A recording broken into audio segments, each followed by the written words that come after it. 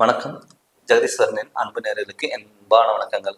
நம்ம இந்த காணொலியில என்ன பார்க்க போறோம்னு பார்த்தீங்கன்னா, ஏப்ரல் மாதத்துல தனுசு ராசி பலன்களை நம்ம பார்க்க போறோங்க. பொதுவாகவே ஒவ்வொரு மாதத்துல நடக்கக்கூடிய திசாபுத்திகள் எப்படி இருக்கு அப்படின்னு சொல்லிட்டு நம்ம பார்த்துட்டு இருக்கோம்.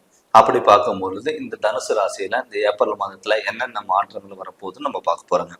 பொதுவாகவே தனுசு ராசிக்காரங்க அதிபதி பார்த்தீங்கன்னா குரு.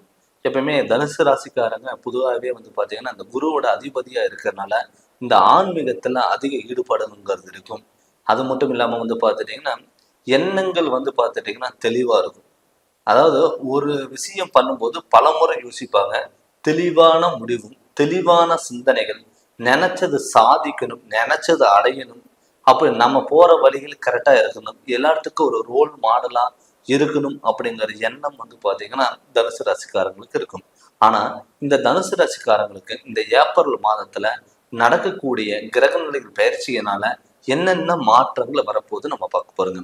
இப்ப உங்க ராசிநாதன் பாத்தீங்கன்னா உங்க ராசிக்கு 5ஆம் இடத்துல, அதாவது மேச ராசியில பாத்தீங்கன்னா குரு பகவான் இருக்காருங்க. இப்ப உங்க ராசிக்கு இந்த ஏப்ரல் மாதம் பரிவர்த்தனை யோகம்ங்கிறது குரு கண்டிப்பா வரப்போகுது. ஏன்னு கேட்டீங்கன்னா இப்ப கும்பராசியில் இருக்கிற செவ்வாய் பகவான் மீன ராசிக்கு வரப்போறாரு. அதாவது ஏப்ரல் மாதம் 13ஆம் தேதி அன்னைக்கு பாத்தீங்கன்னா செவ்வாய் பகவான் பாத்தீங்கன்னா மீன ராசிக்கு வரப்போறாரு. அதாவது மீன ராசியில இருக்கிற குரு பாத்தீங்கன்னா அதிபதி பாத்தீங்கன்னா மேச ராசிலையும், மேச ராசியோட அதிபதி பாத்தீங்கன்னா மீன ராசியில இருக்க போறாங்க. அப்படினால செவ்வாயும் குருங்கிறது பரிவர்த்தனை யோகம்.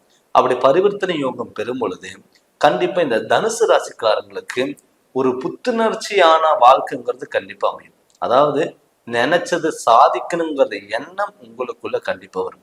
இந்த ஆன்மீக சம்பந்தப்பட்ட விஷயங்களா இருக்கட்டும், தலைமை தாங்கக்கூடிய ஒரு பொறுப்பா இருக்கட்டும், கண்டிப்பா இந்த மாதத்துல கண்டிப்பா நடக்கும்.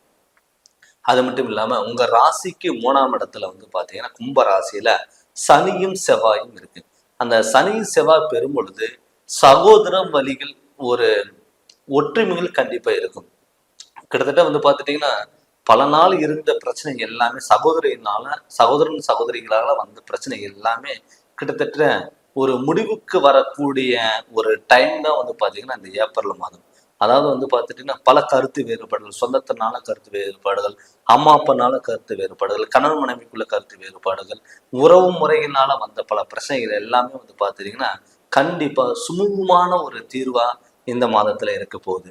அது இல்லாம ஆல்ரெடி பாத்தீங்கன்னா கன்னி ராசியில பொறுத்தளவு கேது பகவான் இருக்கும்போது உங்க ராசிக்கு 10ஆம் இடத்துல, இப்ப 10ஆம் இடத்துல கேது பகவானும் உங்க ராசிக்கு 4ஆம் இடத்துல பாத்தீங்கன்னா ராகு பகவானும் சுக்கிரன் உச்ச கிரகமா இருக்குங்க. அது கூட பாத்தீங்கன்னா புதன் வக்கரம் அடைய போறாரு. சூரியன் பாத்தீங்கன்னா இருக்கு. 4 கிரகங்கள் இருக்குங்க. அது மட்டும் இல்லாம பாத்தீங்கன்னா ஏப்ரல் மாதம் 14ஆம் தேதிக்கு மேல உங்க ராசியோட ராசிநாதனோட குரு பகவானோட சூரிய பகவான் சேர போறாரு. அப்படி உங்க ராசிக்கு சூரியன் 5ஆம் இடத்துல வரும்போது பூர்வீக சம்பந்தப்பட்ட பிரச்சனை எல்லாமே தீரப்போகுதுங்க. ஏன்னு கேட்டீங்கன்னா இதுக்கு முன்னாடி பாத்துட்டீங்கன்னா பூர்வீகத்தினால ஏற்பட்ட பிரச்சனைகள், பூர்வீகத்தினால நமக்கு அவமானங்கள், இது எல்லாமே விலக போகுதுங்க. ஒரு இடம் நம்மளால பூர்வீகம் இடம் வாங்கவும் முடியல, விற்கவும் முடியல, நம்மளால பயன்படுத்த முடியல அப்படின்னு நினைச்சவங்களுக்கு எல்லாம் கட்டாயம் இந்த காலகட்டத்துல கண்டிப்பா நல்ல மாற்றங்கள்ங்கிறது கண்டிப்பா வரப்போகுது. அதனால பாத்துட்டீங்கன்னா நீங்க நினைச்சது நடக்கக்கூடிய ஒரு வாய்ப்புகள் கண்டிப்பா அமையும். அது இல்லாம தொழிலுக்கு 10ஆம் இடத்துல பாத்தீங்கன்னா 10ஆமோட அதிபதி பாத்தீங்கன்னா 4ஆம் இடத்துல இருக்க போறாரு. அப்படி 4ஆம் இடத்துல இருக்கும்போது தந்தை வகையிலும் சரி, தாய் வகையிலும் சரி, உங்களுக்கான முழு சப்போர்ட்டுங்கிறது கண்டிப்பா கிடைக்கும். அதாவது பாத்துட்டீங்கன்னா ஒரு அப்பா தொழில் எடுத்து நீங்க பண்ணக்கூடிய ஒரு வாய்ப்புகளை கூட இந்த மாதங்கிறது கண்டிப்பா உருவாகலாம். அது மட்டும் இல்லாம பாத்துட்டீங்கன்னா வெளியூர் பயணங்கள், வெளிநாடு பயணங்கள். நான் பாத்துட்டீங்கன்னா ரொம்ப வருஷமா வெளிநாட்டுல சொந்த ஊரை விட்டுட்டு வெளிநாட்டு நான் வேலை செய்யறேன். எனக்கான அங்கீகாரம் இல்லை. ஒரு வேலையில இருந்தா கூட நம்மளால நிலையான வருமானம் இல்லை. வருமானம் வந்தா தேவையில்லாத கடன் தொல்லைகள் கொடுக்கறதுக்கு ஹாஸ்பிட்டல் செலவு நிறைய வருது அப்படின்னு நினைச்சவங்களுக்கு எல்லாம் கட்டாயம் இந்த காலகட்டத்துல உங்களுக்கு பாத்துட்டீங்கன்னா ஒரு நல்ல வருமானம், நல்ல அங்கீகாரங்கள் கண்டிப்பா கிடைக்கும். ஒரு இடத்துல நான் 10 வருஷமா ஒர்க் பண்ணிட்டு இருக்கேன், அங்க எனக்கான ஒரு அங்கீகாரம் இல்லாம இருக்கு அப்படின்னு நினைச்சவங்களுக்கு எல்லாம் கட்டாயம் உங்களுக்கு பாத்துட்டீங்கன்னா நல்ல வாய்ப்புகள் தேடி வரும். அது நீங்க முழுமையா பயன்படுத்திக்கலாம். அது மட்டும் இல்லாம அது மட்டும் இல்லாம பாத்தீங்கன்னா உங்க லாபஸ்தானத்துல 11ஆம் அதிபதி பாத்தீங்கன்னா உங்க ராசிக்கு 4ஆம் இடத்துல உச்சம் பெறும் பொழுது நீங்க எந்த தொழில் இந்த காலகட்டத்துல இந்த டைட்டில் நீங்க தொடங்கினாலும் கண்டிப்பா வெற்றிங்கிறது கண்டிப்பா இருக்கும். ஒரு லாபங்கிறது கண்டிப்பா உங்களால அடைய முடியும். ஏன்னு கேட்டீங்கன்னா, நம்ம ஒரு தொழில் பண்றோம், அந்த தொழில நமக்கு லாபங்கள் இருந்தா மட்டும்தான் நம்ம நினைச்சதுக்கான ஒரு பொருளோ ஏதாவது நம்மளால வாங்க முடியும், குடும்பத்துல வாங்கி கொடுக்க முடியும்.